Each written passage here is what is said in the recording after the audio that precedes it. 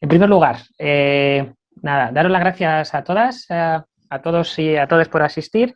Y bueno, deciros que para mí es un honor inaugurar estos encuentros fuera de onda, porque, bueno, pues llevo unos añitos en la emigración, llevo unos años viviendo fuera de Madrid y, bueno, pues al tener que desplazarme, pues tuve que dejar de participar del espacio de Radio Almenara, la radio libre de la Ventilla Tropical, ¿no? Que era bueno, pues era la radio comunitaria en la que yo, pues en la que yo participaba, en la que yo hacía bueno, pues uno de los programas probablemente con menos éxito de la historia de la emisora. Yo tenía un programa dedicado a la historia que se llamaba Nemos, Memoria en griego, que era los miércoles por la noche a unas horas bastante golfas, a las 10 de la noche, y que eran verdaderos ladrillos. O sea, era insoportable. Creo que no nos escuchaban ni nuestras personas más allegadas, pero bueno, estábamos orgullosos de ocupar las ondas, ¿no? Y formar parte de Almenara. Entonces, bueno, digamos que para mí es un honor poder volver a la emisora, aunque sea en la distancia y aunque sea en un formato un poco distinto, porque, bueno, pues es como, es más visual que un programa de radio, y por otro lado porque espero que sea menos chapa que los programas que solíamos hacer en Nemos. Entonces, bueno,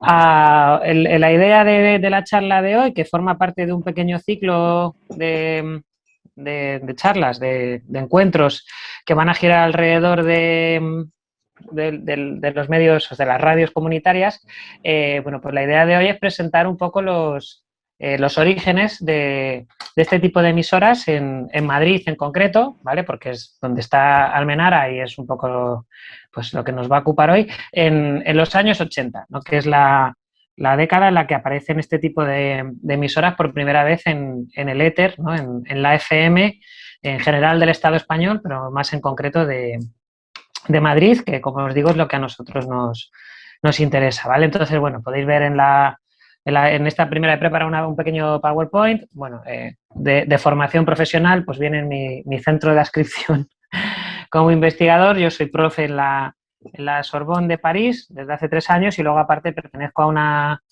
una red de investigadoras e investigadores que se llama RICAP, que es una red que se centra en trabajar precisamente en investigar sobre los medios comunitarios, ¿no? Es interesante porque es la única asociación de investigadoras e investigadores del Estado español que se centra en el tercer sector de la comunicación, ¿no? En la comunicación comunitaria, ¿vale? Entonces, además, bueno, muy interesante porque mezclamos lo que viene siendo investigación y acción, ¿no? La gran mayoría, pues aparte de investigadoras o investigadores, también somos activistas, ¿vale? Y un poco lo que voy a contaros hoy, pues son, así muy brevemente, ¿no? Son las conclusiones a las que yo he llegado después de pues casi 13 años de investigación sobre el tema, ¿no? Yo soy de formación historiador y durante muchos años me he dedicado, ¿no?, a reconstruir los orígenes de la radio libre y de la radio comunitaria en la Comunidad de Madrid, principalmente en esa primera época, ¿no?, que son los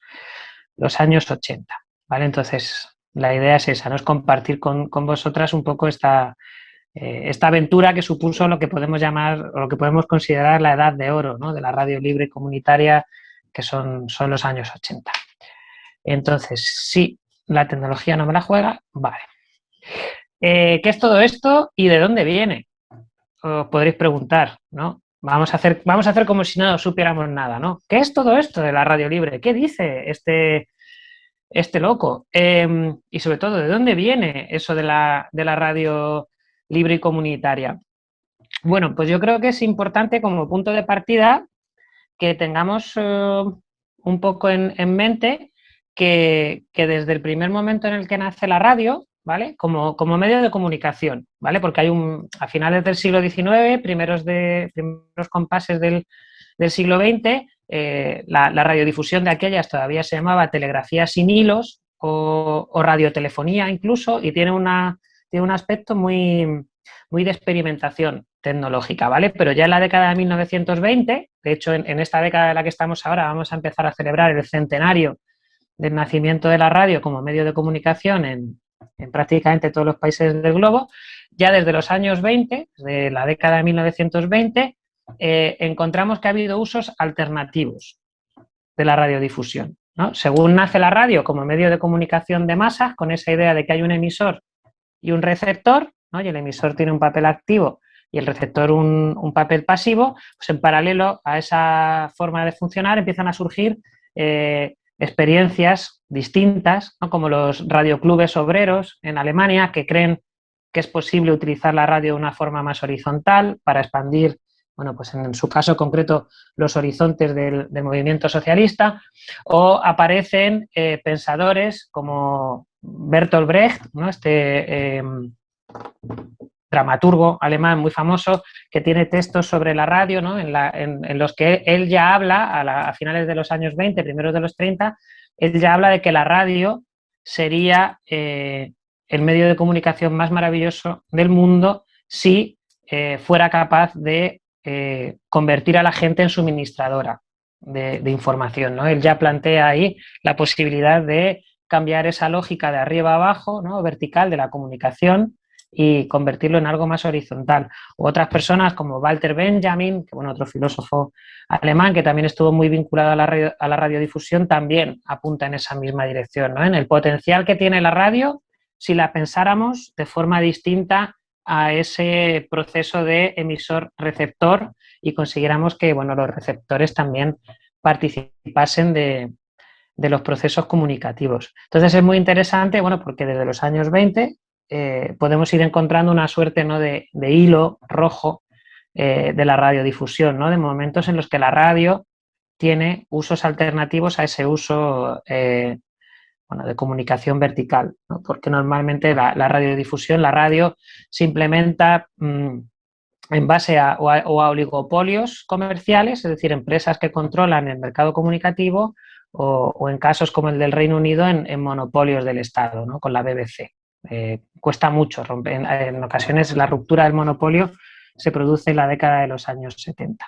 ¿Vale? Entonces, podemos ir viendo cómo van apareciendo ese tipo de experiencias, ¿no?, en Europa, en América Latina, que utilizan la radio de forma alternativa, y nos podemos plantar alegremente en la década de los años 70, ¿no?, saltando de experiencia en experiencia, ¿no?, por las radios piratas en el Mar del Norte, Radio Rebelde en Cuba, etcétera. Bueno, pues podemos llegar a la década de los años 70 y podemos llegar a un momento en el que empiezan a surgir este tipo de emisoras con mucha fuerza en Europa, y surgen, y prometo que este va a ser el único palabra que voy a utilizar en toda la tarde, surgen, en mi opinión, como respuesta a una situación de anomia comunicacional. Y prometo que de verdad que esto es la única palabra, renuncia que voy a usar, ¿vale? Como respuesta a una situación de anomia comunicacional. La anomia originalmente es un concepto acuñado por Emil Durkheim, el padre de la sociología, pero que luego otro sociólogo estadounidense, Robert K. Merton, repiensa. Y según Merton, en las sociedades contemporáneas se produce una situación de anomia cuando hay unos objetivos que son socialmente deseables, ¿vale? ¿No? Cuando en las sociedades en las que vivimos la sociedad nos dice a esto es a lo que tenemos que llegar, esto es socialmente deseable, pero los medios que la propia sociedad nos otorga para alcanzar esos objetivos son insuficientes.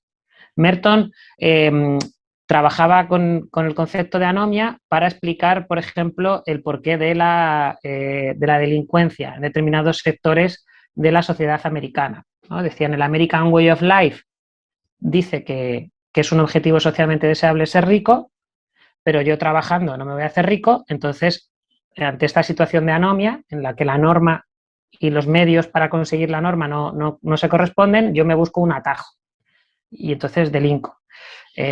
Bueno, pues yo creo que esa idea de anomia se puede aplicar al contexto comunicacional europeo y en general global de los años 70, ¿no? Nos encontramos ante un montón de países en los que las constituciones, ¿no? En el caso de España, la Constitución de 1978 y también ahora, por supuesto. En la Constitución de 1978, el artículo 20 de la Constitución reconoce, ¿no?, la libertad de expresión, el derecho a la información, ¿vale? Pero el derecho a la información es sus dos vertientes, a recibir una información veraz y a ser nosotros quienes produzcamos la información, ¿vale? Y también reconoce el derecho de acceso de la ciudadanía a los medios de comunicación social. Y sin embargo, la forma en la que estaba en los años 70, que mantiene una continuidad hasta hoy, la forma en la que estaba estructurada la comunicación no permitía a la ciudadanía satisfacer totalmente esos objetivos socialmente deseables, ¿no?, que se recogen en la Constitución española, la italiana, la francesa, ¿vale? Entonces, mi opinión es que existía una situación de anomia comunicacional y que sectores de la población decidieron atajarla creando sus propios medios de comunicación, ¿vale? Entonces, bueno, pues es un contexto en el que también la UNESCO, ¿no?, encarga o publica el informe McBride, que es un informe en el que se reconoce la necesidad de democratizar la comunicación, y entonces a final de los años 70, la segunda mitad de los años 70, empiezan a aparecer en Francia, Italia, experiencias de radios libres, ¿no?, las primeras emisoras libres. ¿Qué son? Bueno, pues son emisoras que normalmente pertenecen a la ciudadanía, ¿vale? Que abogan por una comunicación horizontal, es decir, que creen que todos tenemos el derecho a participar de los procesos comunicativos, que son independientes tanto de procesos de poderes económicos como de poderes políticos, porque ser independiente es la única forma de poder manifestar o de poder transmitir la realidad sin cortapisas, dirán, ¿vale? Y que son medios no profesionales. En principio, no se aboga por la no profesionalización de esos espacios, ¿vale? Para que cualquiera pueda comunicar. No es necesario tener una carrera de periodismo, dirán ya en los años 70 los franceses y los italianos, que son los dos primeros lugares en Europa donde surge el movimiento con mucha fuerza. No es necesario ser un profesional para comunicar, ¿vale? Entonces, esas experiencias, Francia, Italia, algunas experiencias de América Latina, ecos de Canadá también, llegarán a España a finales de la década de 1970, y es en ese momento concreto de la historia de España en el que bueno, pues España está empezando ese tránsito a la democracia, ¿vale? Porque, bueno, recordemos que Franco fallece en noviembre de 1975, entonces es en esa segunda mitad de la década de los 70 cuando todas estas experiencias empiezan a llegar a España y comienzan a prepararse, a montarse las primeras radios libres del Estado español, ¿vale? Entonces, bueno, la historia de la radio libre, de la radio comunitaria en España, un compañero nuestro de Almenara, Javier García García, en 2017 publicó un texto muy interesante en el que él hablaba de tres etapas en el desarrollo de este tipo de radios en el Estado español. Hablaba de una primera etapa, que es en la que nos vamos a centrar hoy, que era la radio reivindicativa, ¿vale? Que es ese primer fenómeno que surge en finales de los 70 y se desarrolla durante los 80. Luego él hablaba de un modelo de radio abierta, ¿vale? Porque la radio va a evolucionar durante los 90, y en los 2000 él habla ya de un modelo de radio más inclusiva, ¿vale? Entonces, bueno, es un texto muy interesante, pero bueno, pues, para deciros que hoy nos vamos a centrar en este aspecto, ¿no?, en esta primera etapa de la radio reivindicativa, ¿vale? Entonces, a ver si soy capaz de darle. Vale. He dividido este paseo, que nos va a llevar hasta 1989, en tres etapas, ¿vale? Una que va del 76 al 83, del 83 al 87 y del 87 al 89. Entonces, ¿cuándo empiezan a aparecer radios libres en Madrid? Bueno, pues os diré que a la altura de 1976 podemos encontrar en Madrid Radio La Voz del Pobre, ¿vale? que junto con Radio Madusha de Granollers podemos considerarlas las primeras protoemisoras libres, ¿vale? Son como los primeros antecedentes de lo que luego será el movimiento de la radio libre en el Estado español. Radio La Voz del Pobre, que es la madrileña, pues es una emisora chiquitita que montan estudiantes de telecomunicaciones, de Teleco, que estaban muy descontentos con el panorama de la radiodifusión en aquellos momentos, decían que la radio era aburrida y hacen pequeños experimentos de emisión. Entonces, bueno, es interesante porque luego serán los que den lugar a una emisora muy potente que habrá en Madrid en los 80, que es la cadena del váter. ¿Vale? Entonces es interesante porque eso, desaparece Franco, España comienza a transitar de una manera más o menos imperfecta hacia una democracia y aprovechando, ¿no?, ese momento de liberación que supuso de facto la desaparición del dictador y la progresiva desintegración del régimen, pues empiezan a surgir las primeras experiencias. Y en Madrid encontramos ese primer ejemplo en Radio La Voz del Pobre, ¿vale? Que eran emisiones puntuales de un grupete de amigos, ¿no?, que estaban más o menos descontentos con cómo estaba la radio y se decidieron ellos a empezar a emitir, ¿vale? ¿Por qué? Bueno, pues principalmente también esto hay que tenerlo en cuenta porque en la década de los 70 montar una emisora de radio en frecuencia modulada era bastante barato. O la ventaja que tiene, por ejemplo, la radio sobre otros medios de comunicación es que es barata de montar y fácil de hacer. Generar contenido en formato radiofónico es bastante más sencillo que en formato televisivo, ¿no?, por ejemplo. Y la infraestructura que se necesita para montar una pequeña emisora de FM es mucho más barata y es mucho menos menos liosa que la que se necesita para montar una estación de televisión, ¿no? Entonces, también hay que tener en cuenta, ¿no?, esa progresiva democratización de las tecnologías y su uso político, ¿no? Y montar una radio en FM es bastante barato. Entonces, es por eso, ¿no?, que para responder a esa anomia de la que hablábamos antes comienzan a surgir este tipo de radios. En el 79, en Barcelona, nace Ona Lliure, que es la que se considera históricamente la primera radio libre del Estado.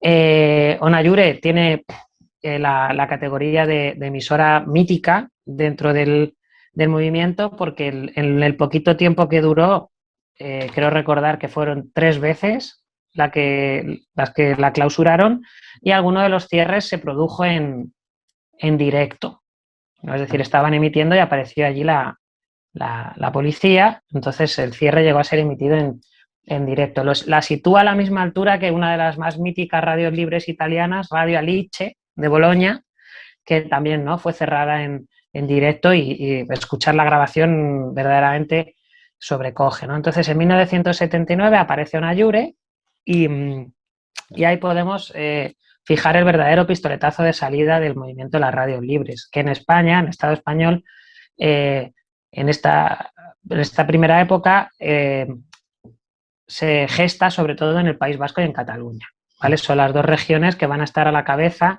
de este movimiento, donde verdaderamente va a haber más emisoras, donde se va a generar un tejido de emisoras libres mucho más denso, ¿vale?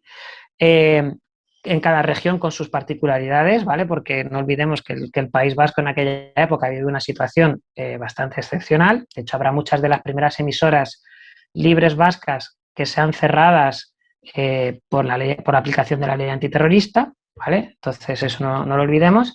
Y mientras tanto, en Madrid, bueno, pues encontramos los primeros 80 experiencias como Radio Ola, Radio Queca, que mantienen ese espíritu de grupo de amigos que más o menos se junta para emitir de forma esporádica y un poco más centrada en el entretenimiento, ¿vale? Y no es hasta 1982 que aparece Radio Acción en el barrio del Pilar que podemos encontrar una radio libre ya tal cual, ¿no? Con esos planteamientos de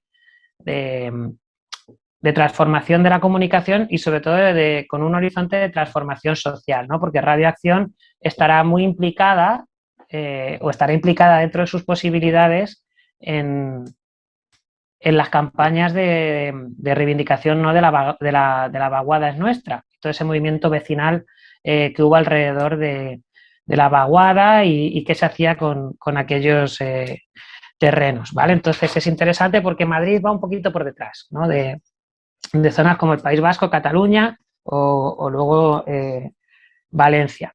Y en 1983 ya podemos hablar de la primera generación de radios libres funcionales en la Comunidad de Madrid, o en la ciudad de Madrid en este caso.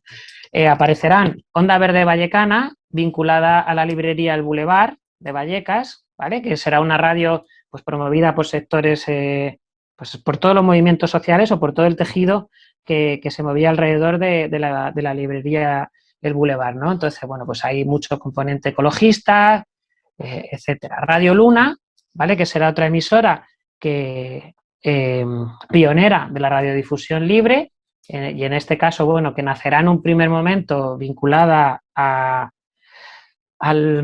entorno libertario, ¿no? Sindicato CNT-CGT, ¿vale? Porque tienen ahí sus líos. Onda Sur en Villaverde, ¿vale? Que nacerá, bueno, pues vinculada también a un colectivo ecologista, y Radio Fortaleza en el barrio de Hortaleza. Y es interesante porque estas radios que empiezan en el 83 son las que ponen un poco a Madrid en el mapa de la radiodifusión alternativa, ¿no? Son los primeros proyectos y es muy interesante que por ejemplo, Onda Sur, que es una recién nacida, prácticamente como quien dice, en mayo del 83 celebra o se ofrece para celebrar el 6º encuentro de la Coordinadora Estatal de Radios Libres, ¿no? Porque las radios han ido organizándose en estos años poco a poco y coordinándose. Onda Sur se ofrece para albergar el 6º encuentro de la Coordinadora de Radios Libres en el Ateneo Libertario de Villaverde, y es en esa reunión en la que se aprueba el famosísimo manifiesto de Villaverde, que no sé si habéis oído hablar de él, pero bueno, está disponible en internet, ¿no? Y es como el primer documento, es el documento fundacional, o es la primera gran definición consensuada por un montón de emisoras de todo el país de qué es una radio libre, ¿no? El manifiesto de Villaverde. Entonces, para las emisoras madrileñas, pues este es un momento muy importante, ¿no? Porque Madrid entra dentro del mapa de la radiodifusión alternativa y comienza, gracias a este empujón, a ver crecer su actividad, ¿vale?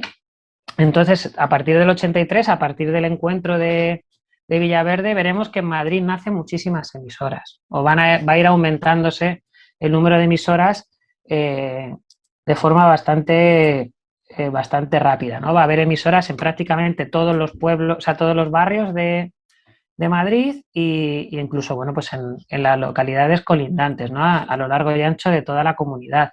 Y van a ser emisoras que nazcan, bueno, pues muy pegadas a o sus barrios o distintos movimientos sociales, ¿no? Porque es característico de esta primera época, de la radio reivindicativa, como os decía al principio, ¿no? El estar muy apegados a la transformación social, ¿no? Entonces, bueno, pues encontraremos ejemplos como el de Radio Cero, la radio anti-OTAN, que tenéis ahí una pegatina, ¿no? Que será una emisora puesta en marcha por la Comisión Anti-OTAN de Madrid, ¿no? Y muy vinculada al ecopacifismo, ¿no? Pues los años 80 son años de mucho auge al ecopacifismo, al antimilitarismo, sí, y al pacifismo.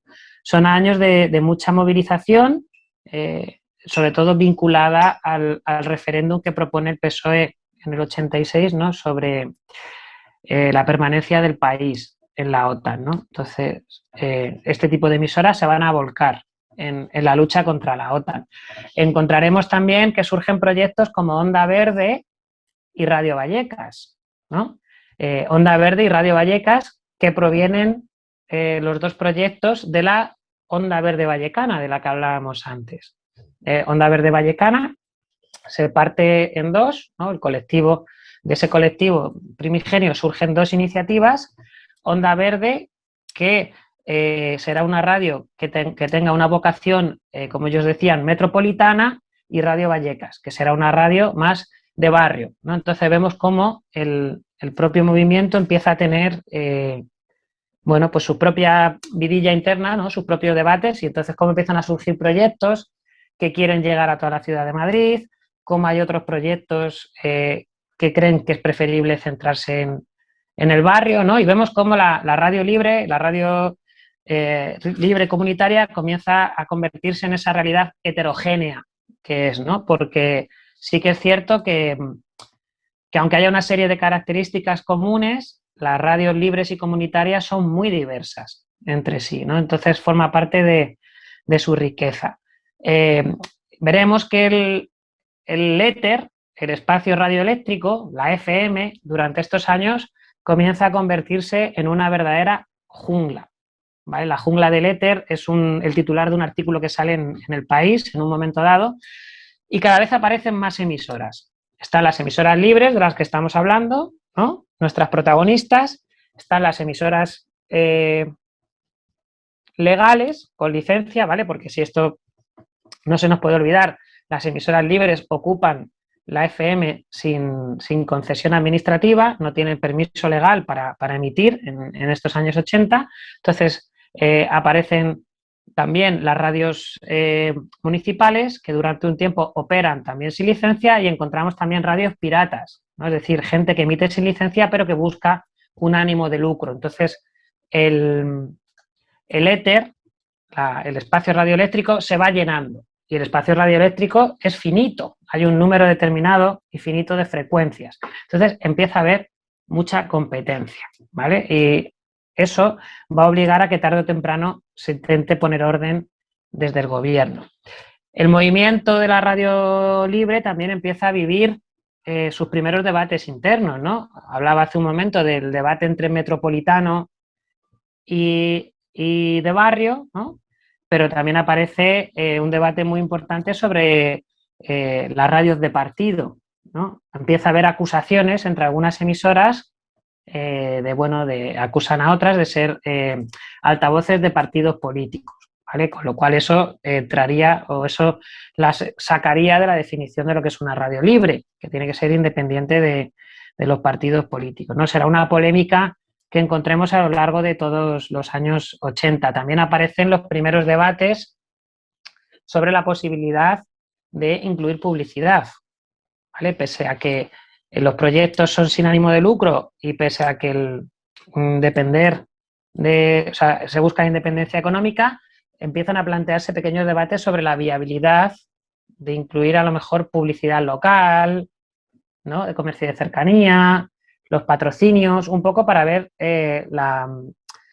las posibles vías de financiación de estos proyectos, ¿no? Para hacerlos más estables. Como os decía también, las radios se vuelcan en el referéndum de la OTAN, que supuso el canto de cisne de la izquierda española durante la transición. O sea, el referéndum de la OTAN es la última gran batalla que plantea la izquierda. A ver, creo que hay un chat. Vale. Sí, o sea, no, vale, la puntualización. Efectivamente, Radio Luna nunca perteneció a CNT. Efectivamente, o sea,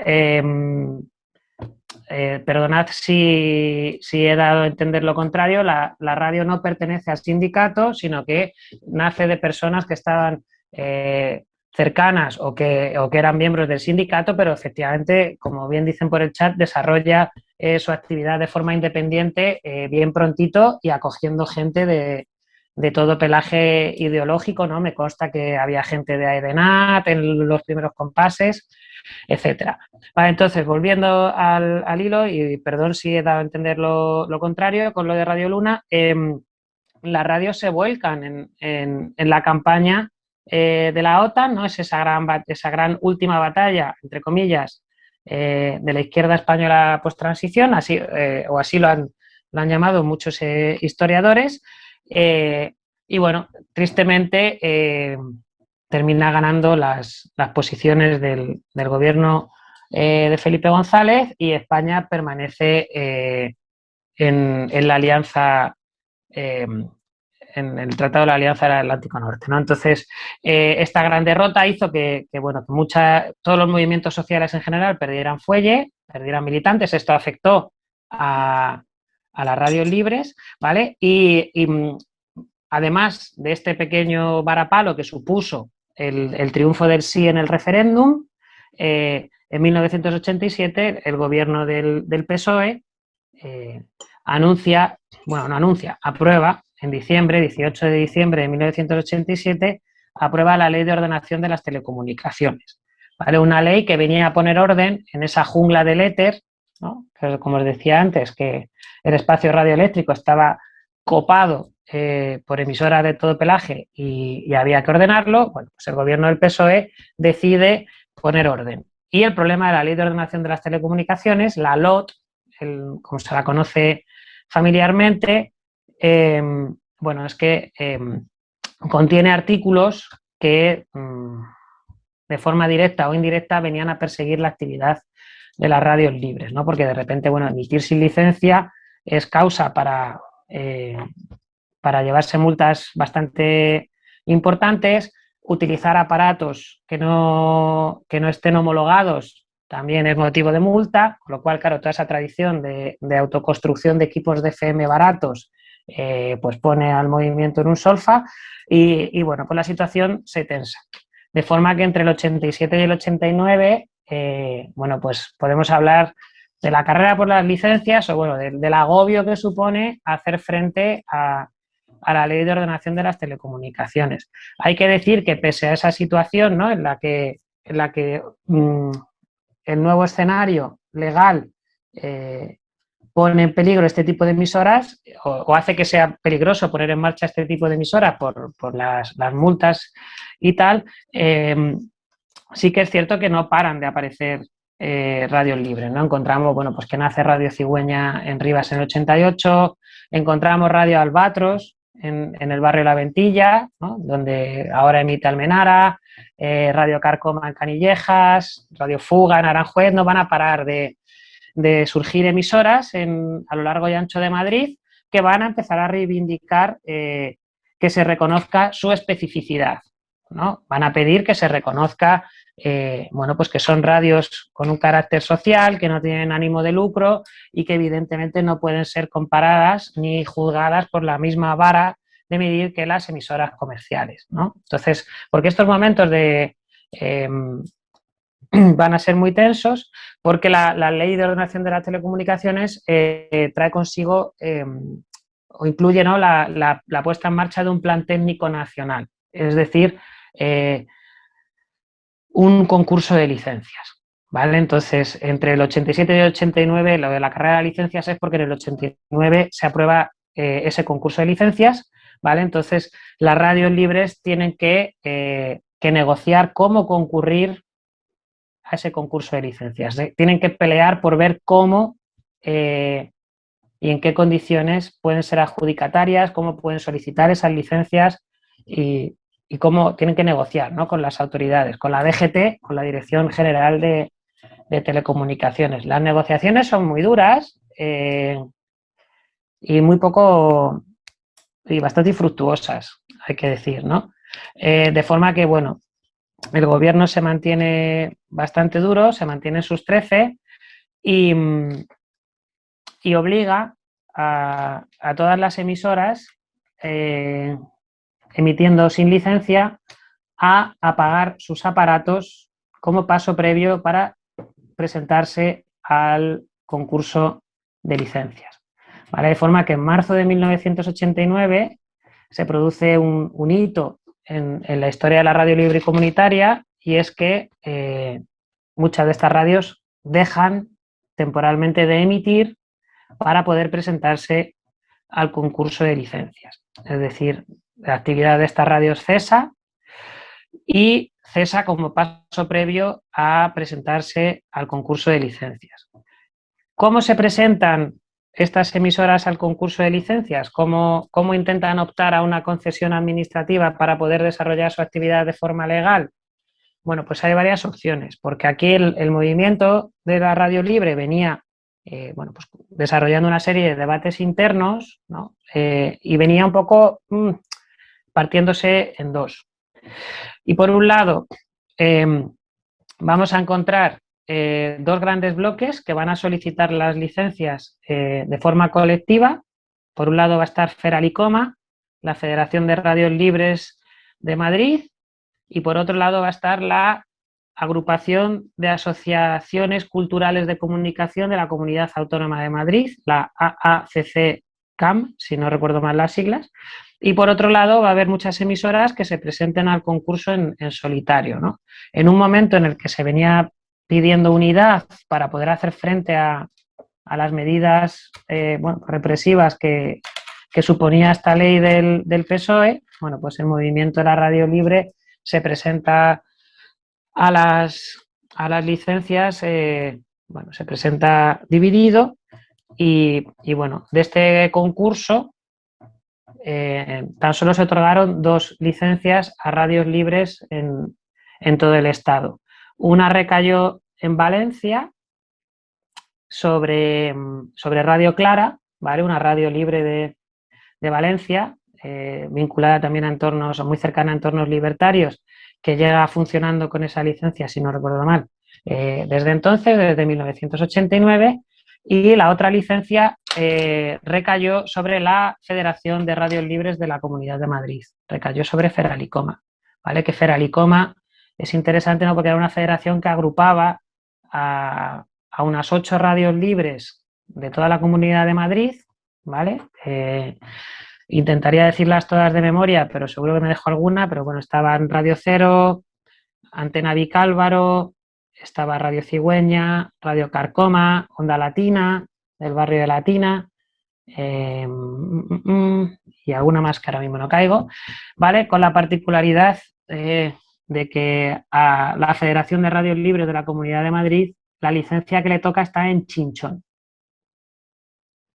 Chinchón pues tiene una plaza mayor espectacular, pero claro, la radio libre más cercana a Chinchón, creo recordar que era Radio Cigüeña, de Rivas Vacía, Madrid. Entonces, el gobierno otorga a la Federación de Radios Libres una licencia en un sitio muy alejado de la actividad de las emisoras que componen la federación. Un poco, ¿no? La lectura que yo hago es un poco de regalo, ¿no? De caramelo envenenado. Es decir, no puedes decir que el gobierno no le ha dado licencias a las radios libres, porque la Federación de Radios Libres de la Comunidad de Madrid tiene una licencia, pero la licencia cayó en Chinchón, la frecuencia estaba en Chinchón, y bueno, pues eso efectivamente dificultaría mucho el poder desarrollar una actividad normal ahí, ¿no? Y yo, las personas con las que he hablado, bueno, pues me contaron que la experiencia de Chinchón fue en general bastante dura de sacar adelante porque requería muchísimo esfuerzo y bueno, pues terminó de forma un poco abrupta y mal. Entonces, para concluir, en el 89, en marzo, muchas emisoras, como os decía, apagaron sus emisores. Y con el tiempo, la gran mayoría de ellas volvieron a emitir, a pesar de no tener licencia. Decidieron que bueno, pues que se habían estado emitiendo sin licencia hasta entonces, tampoco que no pasaba nada por seguir corriendo el riesgo, ¿no? Porque sí que es verdad que bueno, que siempre ha habido una situación un poco de permisividad, ¿no? Bueno, en ocasiones puntuales cierres, pero por norma general tampoco ha sido un movimiento especialmente reprimido, aunque los casos que ha habido han sido bastante sonados. Entonces, a partir de los 90, el movimiento empieza a reorganizarse poco a poco, ¿no? Es una época en la que, en general, el mundo vive un ciclo pues del auge del neoliberalismo un poco duro, entonces, bueno, las radios se centran más en sus barrios y comienzan poco a poco a reorganizarse, ¿no? De hecho, veremos como al final, en los 90, también a los primeros 90, Feralicoma, la experiencia de Chinchón termina por desaparecer, porque se hace inviable. Cuenta la leyenda, bueno, en realidad creo que no, o sea, no es leyenda, que como las licencias no se pueden vender, lo que se hace es traspasar el aparato, la persona jurídica se vende a Ruiz Mateos, y de hecho creo que a día de hoy Radio Libertad sigue funcionando desde la frecuencia de Feralicoma de Chinchón. Vivimos un momento en el que en Madrid existen radios que se dicen libres, existen radios que se dicen culturales, existen radios que se dicen comunitarias, ¿no? Es una década un poco compleja. Irán poco a poco convergiendo, ¿no? Aparece como un hito importante, ¿no? La Unión de Radios Culturales de Madrid, la URCM, que luego con el tiempo aunará en su seno pues, a las culturales, a las comunitarias, para dar lugar a la URCM que tenemos hoy en día, ¿no? A la Unión de Radios Libres y Comunitarias de Madrid, a esa federación a la que pertenece Almenara y que a la que tanto debemos todas las radios madrileñas. Y bueno, en general el movimiento ha ido sufriendo pues idas y venidas hasta hoy, ¿no? En el que, bueno, pues esta semana creo que empezábamos todos consternados por la noticia de que bueno, Radio Vallecas, pues después de 35 años de actividad, ¿no? y de libertad en las ondas, pues parece que la desahucian del local en el que se encuentra, ¿no? Entonces, bueno, esto es un poco el recorrido de esta primera época, ¿vale? Y bueno, aquí quería concluir yo con la historia. Daros las gracias y bueno, ya hacer spoiler, como dicen ahora, destriparos que ya tenemos preparado el segundo encuentro fuera de onda, ¿vale? Pero eso seguro que os puede informar más Ángel. Así que gracias a todas por la paciencia, espero que no haya sido una chapa muy grande y quedo abierto a todas vuestras dudas y preguntas, comentarios y a charlar. Pues genial, gracias, Emi. Pues nada, ahora si queréis hacer alguna pregunta podéis apuntar vuestro nombre en el chat y empezamos con las cuestiones. O queréis aportar cualquier cosa, no hace falta hacer preguntas. Sí.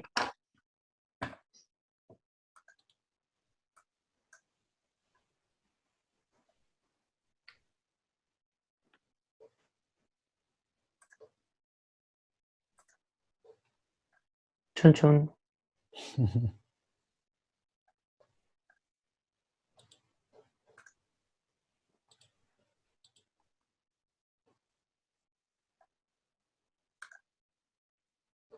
Dime, Paloma.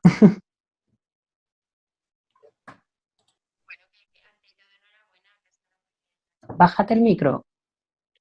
Que me ha gustado muchísimo la charla, que estaba muy bien, muy entretenida. Se hace muy cortita, ¿eh? O sea que sí, que parecía que en un principio digo, ojo, pues puede ser denso todo lo que es la parte más histórica y tal, pero luego al revés, me ha resultado muy, muy amena y eso se me ha hecho muy corta. Es curioso, ¿no? Que seguramente las reflexiones que muchísimas de las personas que hemos estado haciendo radio o colaborando en las radios libres y comunitarias, probablemente hace unos años ni nos planteábamos la historia de las radios ni cómo habíamos llegado hasta aquí. O sea que nada, muchas gracias por mantener esta información. Un placer. Hombre, sí que es verdad que, o sea, porque durante todos estos años de trabajo he intentado entrevistar a gente que estuvo en activo en la época y sí que es verdad que en sus testimonios muchas veces recoge reflexiones que luego hemos tenido, o sea, que siguen teniéndose dentro del movimiento de la radio libre comunitaria, ¿no? Es como lo necesario que es recuperar el pasado muchas veces para poder entender también el presente del movimiento y plantear algunos debates. Mira, gracias Mon, gracias Laura. Esto es como en mis clases, que todo el mundo habla la chavalada escribe por el chat.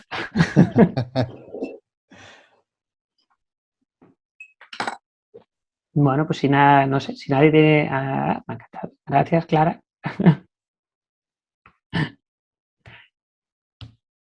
En el momento.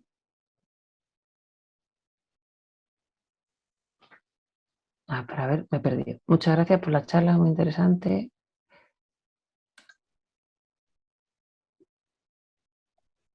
A ver, que se están superponiendo los mensajes. Sí, Alejandro, dime, si tienes micrófono, Alejandro, ¿qué futuro le ves a las radios libres?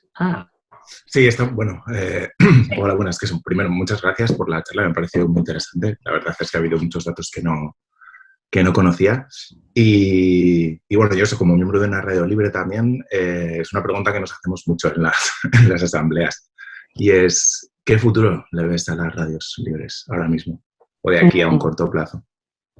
Bueno, pues, o sea, yo creo que precisamente o sea, en estos momentos en los que nos encontramos, ¿no? Que es, bueno, pues una crisis, o sea, en principio sanitaria, pero que va a ser también social y económica, ¿no? Y yo creo que somos muchas personas las que creemos que la única salida a este tipo de situaciones es, ha de ser, o sea, que la salida ha de ser colectiva, ¿no? Y ha de construirse entre todas, y yo creo que ahí, en esa alternativa colectiva, las radios libres, las radios comunitarias tienen un papel importantísimo que jugar, ¿no? Yo creo que hemos visto todas en todos los países, ¿no? Pues tanto en España pues como aquí en Francia, el papel que están jugando los medios de comunicación generalistas, ¿no? El desapego por, bueno, pues por lo cercano, los discursos que se están manejando, y creo que ahí la radio libre, la radio comunitaria tiene un papel fundamental que jugar, ¿no? En el cuidado de sus comunidades, en el centrarse en la comunicación de cercanía, ¿no? En acercarse a las vecinas, no sé, creo que es importante el papel que hay que jugar en este momento, y creo que futuro tienen, porque pese a que tecnologías o historias como el podcasting te permiten o permiten a la gente dar salida individual, ¿no? a sus ansias de comunicar, yo creo que el componente cualitativo, ¿no? El calor de lo colectivo de una radio libre, de una radio comunitaria, eso no tiene sustitución en grabarte un podcast en tu casa, ¿no? Porque yo creo que no hay que perder de vista que una radio libre, que una radio comunitaria es más que ese ejercicio de comunicar, que persigue un horizonte de cambio social. Entonces yo creo que queda mucho trabajo por hacer, y que creo que el futuro es prometedor. O sea, hay que ver cómo conseguir pues atraer a la gente, o no perder ese papel de referencia, no perder ese papel de referencia en nuestras comunidades. Jesus Mon, vaya pregunta. Has dicho que en el 89 la radio libre no barrio. Tras Chinchón, ¿cuál debería ser nuestra agenda? Bueno, Chinchón queda un poco lejos. ¿Cuál debería ser nuestra agenda como movimiento de radios actual, 2021? Bueno, pues yo creo que es un poco la agenda o sea, que persiguen, o sea, o que tienen prácticamente todas las radios libres y comunitarias, ¿no? Creo que no se ha perdido de vista ese horizonte de transformación social, y creo que con el tiempo además se ha ido añadiendo esa faceta más de intervención sociocomunitaria y más de trabajo directo en nuestras comunidades, que yo creo que es importante. Entonces, esta vez, agenda. Bueno, pues yo creo que tal vez sería importante o podría ser interesante, eh, bueno, pues a lo mejor empezar a plantear más acciones conjuntas, como las que hemos visto durante el primer confinamiento, por ejemplo, ¿no? Se me ocurre que esa forma de trabajar, como con los cadenazos ibéricos de radios libres, que no sé si estáis todos al tanto de lo que ha sido, ¿no? Ejercicios de coordinación por parte de un montón de radios libres del Estado, y en ocasiones en conexión con América Latina, o programas como el otro coronavirus de la red de medios comunitarios, ¿no? Creo que habría que potenciar esa forma de trabajar, porque creo que da unos réditos muy importantes, y que visibiliza muchísimo a este tipo de proyectos, y que son experiencias súper enriquecedoras. O sea, los cadenazos ibéricos de radios libres, en cuanto a contenido, son brutales. Y los programas del otro coronavirus, lo mismo, ¿no? En un momento en el que los medios de comunicación de masas generalistas estaban intoxicando el debate público, el otro coronavirus planteaba bueno, pues una información más pausada, y de dar voz bueno, pues a los colectivos que no la estaban teniendo, y que se estaban viendo muy afectados también por toda esta crisis sanitaria.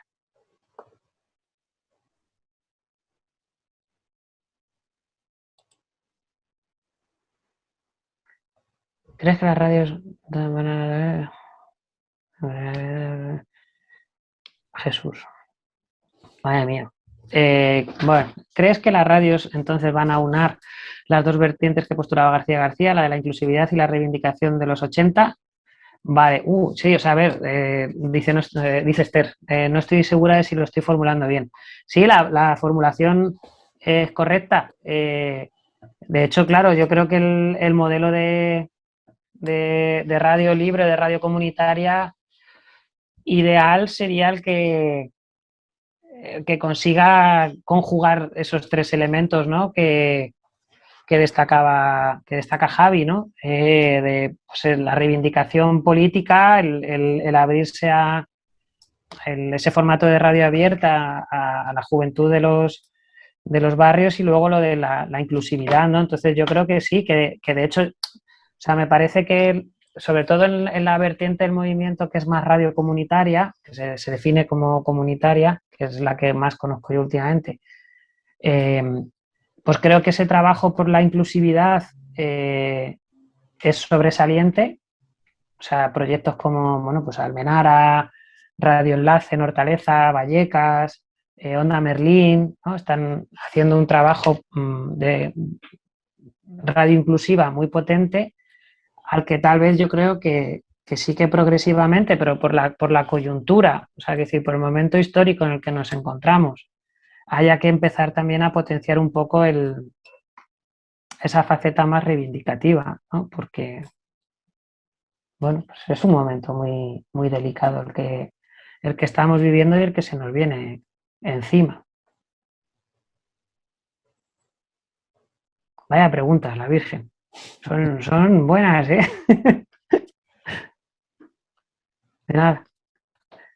¿Alguna pregunta más de viva voz o por el chat? Yo tengo una. Dime.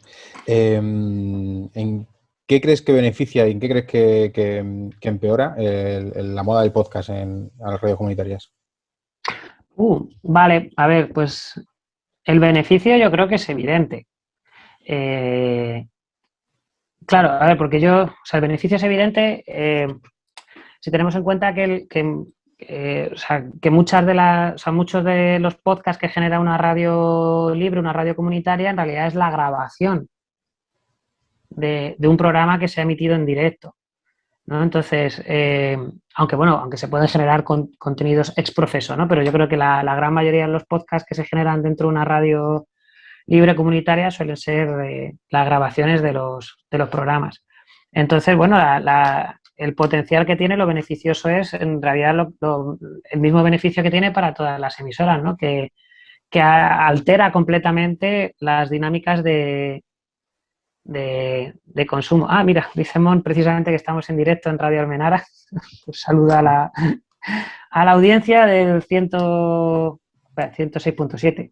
107.6, 106.7. 106.7. 106.7 de la FM o www.radioalmenara.net. Radio Almenara, la radio libre de la Ventilla tropical.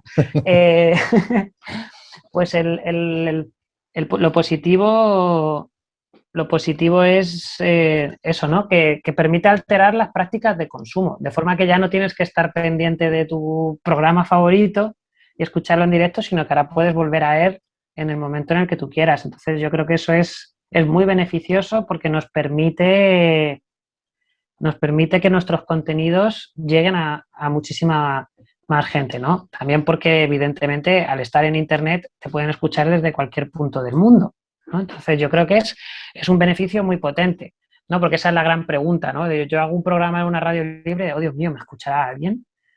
¿No? Me acuerdo que alguna de las personas con las que he hablado a lo largo de todos estos años de investigación me decía, sí, yo tenía un truco infalible para ver si tenía audiencia, y era pedir un bocadillo en directo, pedían oye, joder, que estoy aquí muerto de hambre, ¿alguien me puede traer un bocadillo? Tal, y se acercaba a alguien al estudio a acercarle un sándwich o lo que fuera, y decía, mira, ves, tengo audiencia. Sí que es cierto que andar pidiendo bocadillos tal vez rompa un poco el ritmo de la programación radiofónica, pero no es la gran pregunta. ¿No? ¿A quién llegas? Pues el podcast nos permite llegar a mucha más gente. ¿Algo en contra o algo malo o algo que no sea positivo? Bueno, pues creo que puede ser que al permitir a la gente grabarse en casa y producir en casa, pues ya no les apetezca acercarse a la radio libre o a la radio comunitaria de su barrio, ¿no? Porque hasta la eclosión del podcast, bueno, pues si tú querías hacer radio, lo normal era acercarte a tu radio comunitaria, a tu radio libre, ¿no? Y tal vez con ese empujón, ¿no?, a la democratización de las tecnologías, que ahora en realidad por 2 duros te puedes montar un estudio de podcast más o menos decente en tu casa, bueno, pues tal vez ahí estemos perdiendo la oportunidad de conectar con más gente, ¿no?, que podría enamorarse del espacio de ese espacio maravilloso que es una radio libre, que es una radio comunitaria, ¿no? Entonces yo creo que ese puede ser el punto malo, ¿no?, de la eclosión y del podcast, ¿no? Que además, bueno, con la pandemia parece ser que ahora todo el mundo tiene un podcast, ¿no? Creo que ha habido un boom tremebundo, ¿no? Entonces, puede que ahí sí que redunde negativamente, ¿no? Porque es como, bueno, hemos perdido la posibilidad de conectar con más gente. Encantado, Ángel Fernández Escobedo. Tengo una pregunta. Sí. Y además, ya que nos están escuchando, la voy a hacer por aquí, por audio, que te la estaba escribiendo. Al hilo de lo que estás diciendo, ¿Sí? quería preguntarte cómo ves el binomio gente joven, radios libres.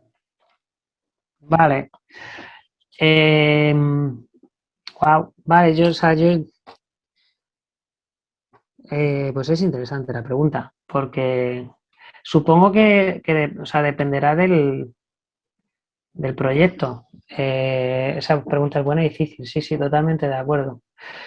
Supongo que dependerá del proyecto, porque las radios son bastante heterogéneas. En el caso que sigo yo un poco más de cerca por haber pertenecido a él es Radio Almenara y bueno, yo creo que, y aquí puede contarnos más Ángel, yo creo que ahora mismo ha entrado un nuevo grupo de gente que le está dando vida al proyecto, porque si no sí que es cierto que puede que el movimiento estuviera cercano a correr el riesgo de convertirse un poco en un poquillo dinosaurio, ¿no? A lo mejor cuesta enganchar con la juventud, no sé. Yo creo que depende de los proyectos, ¿no? Y en el caso de Almenara, yo lo que veo desde la lejanía, ¿no?, es que sí que ahora ahí hay un grupo de gente joven muy potente que la verdad es que o sea, no sé, te abren totalmente la mente, ¿no? No sé, Ángel, tú que lo vives más de cerca. Nada, mi experiencia es que la radio ha sido una oportunidad para descubrir un espacio en el que poder ser ellas y ellos y ellos mismos en este caso. Y es en el caso de Ondas Invertidas, que de hecho sus miembros hoy están aquí asistiendo a la charla. Y nada, para mí la sensación que tengo yo es que es un espacio en el que sentirse parte de algo también, que es importante, que creo que, por ejemplo, lo que hablabas antes de los podcasts, que al final es un problema que está guay que la gente pueda expresarse desde casa, pero que se pierde en lo que es el proceso comunitario, el crear un vínculo con más gente, el sentirse apoyadas o apoyados por un colectivo. Todo eso se pierde y es una pena. Entonces, bueno, para mí los jóvenes tienen un potencial increíble y me consta además que en varios espacios en Madrid se está trabajando desde la radio porque para ellos al final es tener voz, que es algo que normalmente se les quita muy pronto. Entonces, bueno. Yo creo... ¿Me escucháis? Sí. Yo soy José Ramón de Artegalia Radio en Alicante. Con el tema de los jóvenes, yo creo que, como tú comentabas, ¿no? Esta nueva generación, las redes sociales, has hablado de podcast, pero no has hablado de redes sociales. Y las redes sociales yo creo que también nos ha afectado mucho a las radios comunitarias, ¿no? Porque ahora yo creo que los jóvenes, bueno, pues se expresan más a través de Instagram, a través de sus propias redes sociales, ¿no? Con lo cual, esa magia, como tú decías, de que muchos la hemos sentido, de ir a la emisora de radio y tener allí y ser parte de un grupo, de un todo, yo creo que, bueno, pues esta nueva generación es más individualista. Desde sus redes sociales, que están en contacto con mucha gente, pero lo hacen desde casa, ¿no? Desde su sofá, desde su habitación, ¿no? Con lo cual, bueno, pues yo creo que no tienen o no sienten esa necesidad, ¿no? De tener que de ir, como tú dices, a una emisora y compartir y formar parte de un todo, ¿no? Forman parte de un todo, pero como te digo, desde su habitación, ¿no? Y yo creo bueno, pues que yo creo que ahora estas nuevas tecnologías han hecho que, bueno, pues que las radios comunitarias tal cual tú has explicado y las entendíamos y se han vivido, pues yo creo que eso está tendiendo a desaparecer, ¿no? Tristemente, ¿no? Entonces, bueno, pues yo creo que las experiencias de radios comunitarias que todavía seguimos en marcha, también tendríamos que ir transformándonos, no sé de qué forma, pero tendríamos que ir transformándonos, ¿no? Para poder captar a esa nueva generación que yo creo que no la estamos consiguiendo captar, ¿no? Pero no por nuestra culpa, sino, bueno, pues porque bueno, pues el siglo este es así, ¿vale? Me están llamando, disculpa. Nada, tranquilo. Sí, totalmente de acuerdo. Estaba pensando también en experiencias como Onda Merlín Comunitaria, ¿no? Por ejemplo, que hace muchísima formación con jóvenes y eso también es importante. Yo creo que también a través de la formación es buena forma de enganchar. O sea, sin duda alguna sí hay que replantearse cómo puede ser un medio atractivo, ¿no? para todo el mundo. Yo creo que en parte al final también es decir, como están haciendo la radio comercial, se está yendo a YouTube. Es decir, al final lo que están haciendo es grabar un programa de tele en la radio prácticamente. Entonces, bueno, ver qué herramientas hay y qué herramientas... De hecho, lo suyo sería dejarnos aconsejar por los jóvenes que quieren hacer radio y que van a saber mucho más que nosotros como boletes de cómo funciona el mundo hoy en día. Entonces, bueno, escuchar, que siempre viene bien. Sí, además es algo muy radiofónico, precisamente. Venga, ¿tenéis alguna otra preguntilla por ahí? Buenas, no sé si se me oye. Sí. Hola, ¿qué tal? Bueno, yo soy Víctor. Con respecto a esto que estábamos hablando justo ahora, o sea, quería preguntaros, no sé si conocéis algún tipo de experiencia piloto que haya con respecto a esto de las redes sociales y tal. Es que el otro día hablaba con un colega con el tema de las radios comunitarias, si a nadie se le ha ocurrido hacer algo como una especie de radio comunitaria, pero que la herramienta principal sea, por ejemplo, el Twitch, que ahora lo está petando con el tema de los streamings, o alguna cosa así, es decir, un canal de streaming que se nutra de un trabajo colectivo de varias personas que puedan estar haciendo, ya sea individualmente desde su casa o desde un estudio en una radio, haciendo una serie de emisiones y que, igual que hasta ahora teníamos las ondas y teníamos el FM, bueno, pues ahora efectivamente lo que lo está petando un poco más es el tema de Internet, de las nuevas tecnologías, las redes. Entonces, no sé si hay algo... Si a alguien se le ha ocurrido alguna locura de ese estilo o si hay alguien trabajando en algo así y si podría ser eso a lo mejor el futuro de la radio comunitaria. Wow, pues la verdad es que yo personalmente no conozco ningún proyecto en esa dirección. No sé si alguien de los presentes tiene algo de idea, porque seguimos siendo unos cuantos. Yo personalmente no conozco nada, pero sí que es verdad que, o sea, claro, lo que planteas es interesante, ¿no? El salir a lo mejor un poco de nuestra zona de confort, todo esto muy entrecomillado, porque claro, el tirar con un proyecto comunitario tal como están las cosas por aquí es de todo menos confortable, pero salir de nuestra zona de confort y experimentar con otras experiencias. Bueno, sí, pregunta, a ver, claro, por el chat comentan de Radio Ola en París, ¿no? Claro, o sea, yo, por ejemplo, aquí en París hicimos una intentona durante el primer confinamiento. Bueno, pues sí que utilizamos Twitch para emitir, pero en realidad, bueno, era porque era lo que nos parecía más sencillo, un grupo de 4 personas que residíamos todos juntos, pues para estar un poco en contacto, ¿no? Durante esa primera durante ese primer confinamiento, para estar en contacto con nuestra gente aquí en París y alegrar las tardes, porque, bueno, pues que te pille un confinamiento solo en París y en cualquier sitio es bastante poco llevadero, y estuvimos experimentando con Twitch, pero sí que es cierto que por por primar la experiencia radiofónica y porque la conexión a internet que teníamos una auténtica basura, lo hicimos sin imagen. Pero sí que es cierto que, claro, lo que planteas, Víctor, es muy interesante porque son herramientas como Twitch permiten la utilización del chat en tiempo real, ¿no? Que también, pues, interaccionar con la audiencia se supone que es una de las cosas que nosotras buscamos, claro.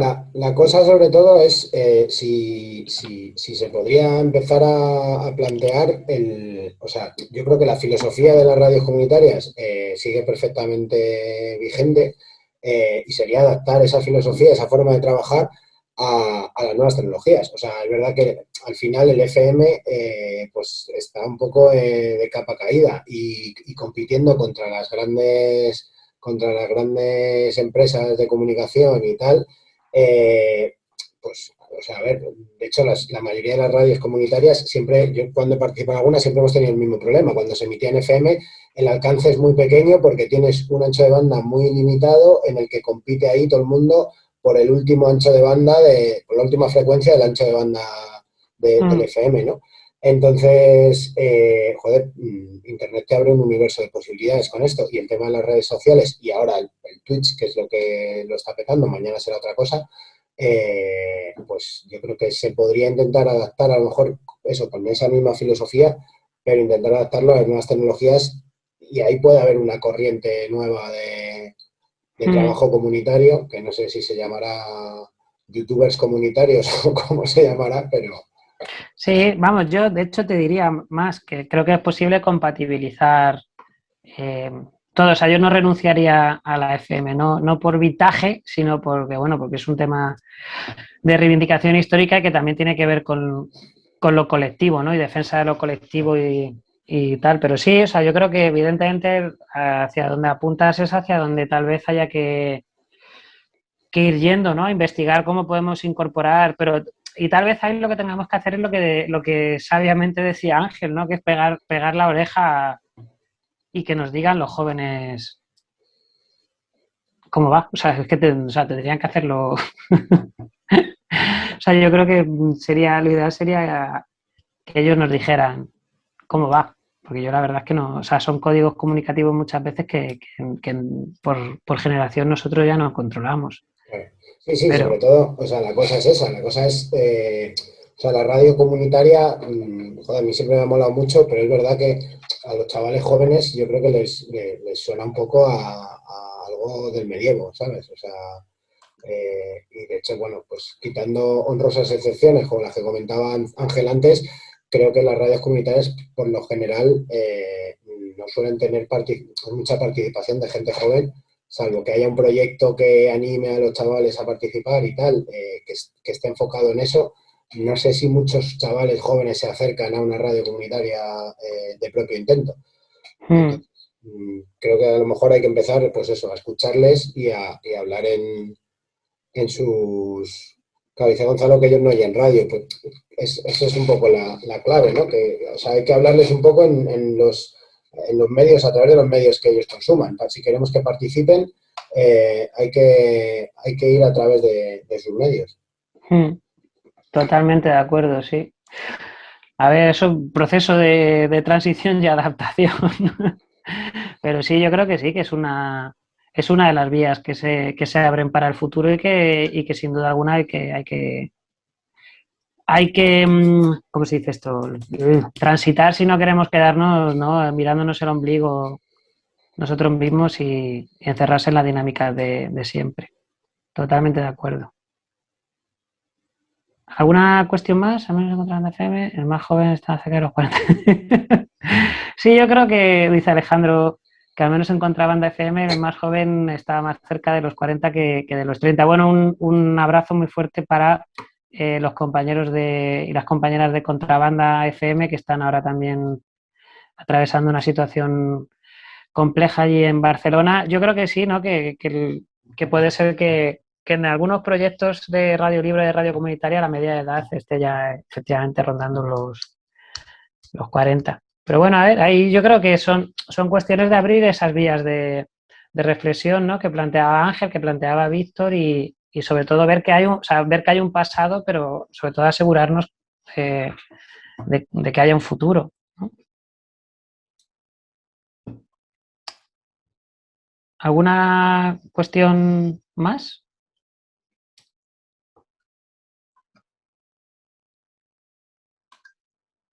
¿No?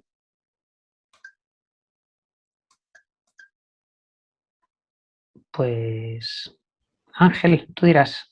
Pues nada, muchas gracias, Semi. Un placer. Yo lo he disfrutado mucho, ¿eh? Igualmente. Y vamos, por lo que he visto, la gente también, así que guay. Y sobre todo mola que se cree aquí y luego cierto debate y hablemos un poco también del futuro, que creo que es importante. Vale, al resto deciros, bueno, que aquí está el cartel del siguiente. Os paso el enlace por si directamente os queréis inscribir, ¿vale? La idea del siguiente sería ver cómo funciona la radio comunitaria y cómo conseguir que desde el estudio vaya a las ondas y al streaming.